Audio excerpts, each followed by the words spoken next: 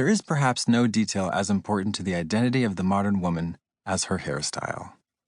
If you've been anywhere near a television sometime during the last 25 years, then all I have to do is say the Rachel, and you'll instantly know that I'm not referring to the recently acquired mid-sized sailboat whose dazzlingly vivid airbrushed portrait of celebrity chef Rachel Ray caused quite the stir in Nantucket this summer, but rather the iconic hairstyle sported by Jennifer Aniston in the sitcom Friends.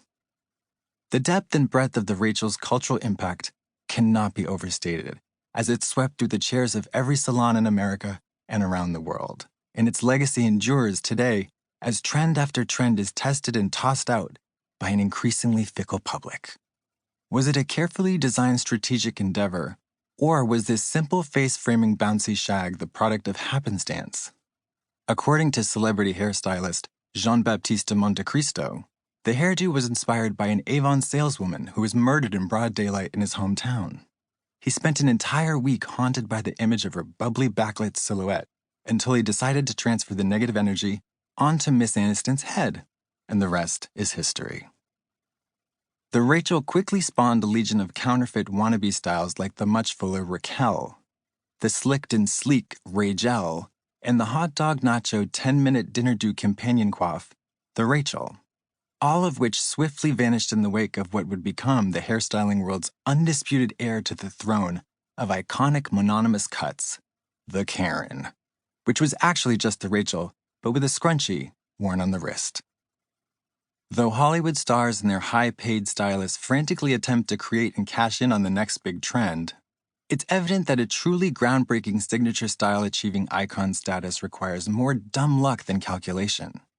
As the need to brand and market oneself becomes more and more essential, stars and socialites are going to any lengths to stand out and make a name for themselves. For example, many critics blame the failure of Meg Ryan's career renaissance on a very ambitious and widely mocked attempt at reclaiming the 60s mushroom cut by adding a 24-inch rat tail. The tabloids and chat shows wasted no time in mercilessly flogging her as out of touch, insane, unhinged, and unbelievably fat, while she limped back into obscurity to regroup and try again.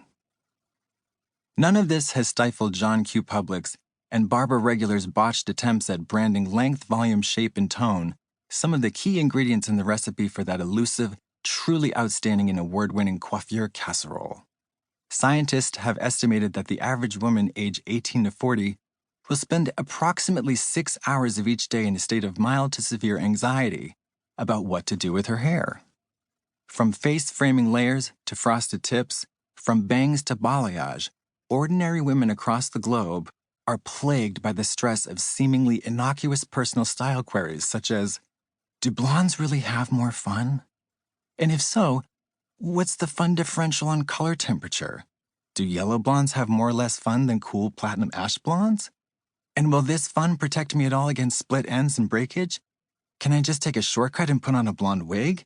Is being a slut an essential feature of having more fun? Isn't that the clear subtext here? Like blondes are thought to be more desirable and more promiscuous, basically a guaranteed sure thing to all the men in the vicinity? What if I keep my brunette bob and just skip wearing panties? And so on. In short, it's a war zone out there. And by there, I'm talking about the battlefield of the woman's head. The natural look. I once lived with a 50-year-old woman named Gloria, who covered her large driveway with oriental rugs. They were in various states of decomposition, stained and tattered by the New England weather, and of course, trod upon daily by her minivan. When I asked her about the rugs, she just gave me a confused look and changed the subject, choosing instead to direct my attention toward the large bramble she had built in her garden. I looked over at the enormous pile of sticks, branches, twigs, and other foresty detritus and thought, she paid someone to do this? And wondered why.